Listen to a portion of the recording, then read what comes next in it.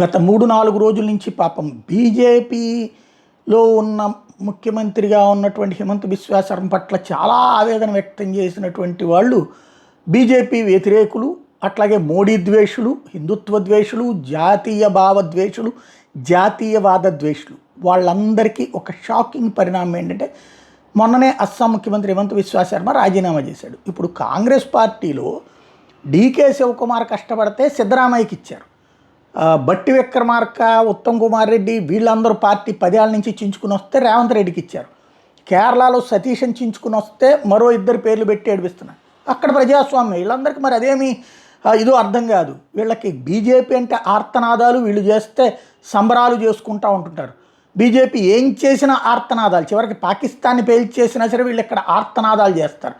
అదే కనుక కాంగ్రెస్ పార్టీ చైనాకి భూమిని ఇచ్చినా సరే సంబరాలు చేసేటటువంటి విచిత్రమైనటువంటి భావజాలంతో ఉన్నటువంటి వాళ్ళు ఇంకేముంది, హిమంత బిశ్వ శర్మ మొహం అంతా మాడిపోయింది, ఇక తీసేసినట్టే అన్నటువంటిది.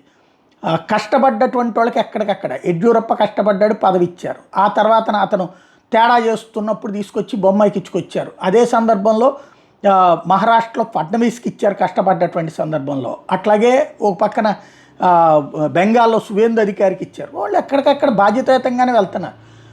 పార్టీ పరంగా వెళ్ళి లోకల్ లీడర్షిప్ స్టామినాతో కాకుండా వెళ్ళినప్పుడే బీజేపీ అధినాయకత్వం దిగుతుంది. లైక్ ఉత్తరప్రదేశ్లో అప్పుడు యోగి ఆదిత్యనాథ్ని ఇచ్చారు. తర్వాత రెండోసారి యోగి ఆదిత్యనాథ్ నేతృత్వంలోని పార్టీ గెలిచినప్పుడు యోగికే ఇచ్చారు. ఇప్పుడు హిమంత బిశ్వ శర్మకి ఇవ్వరన్నటువంటి ప్రచారం తోసిపుచ్చుతూ హిమంత బిశ్వ శర్మ శాసనసభ పక్ష నాయకుడిగా ఎన్నికయ్యారు. ఈ నెల 12వ తారీఖున అస్సాం ముఖ్యమంత్రిగా ప్రమాణ స్వీకారం చేయబోతున్నారు. ఇది రెండోసారి ఆయనకి ఛాన్స్. వాస్తవంగా అస్సాంలో 3 సార్లు బీజేపీ అధికారంలోకి వస్తే ఫస్ట్ సారి బీజేపీ డైరెక్ట్ నాయకుడు ఉన్నారు. ఆ తర్వాత హిమంత బిశ్వ శర్మ ఇటు వచ్చాక ఆయన ముఖ్యమంత్రిని చేశారు.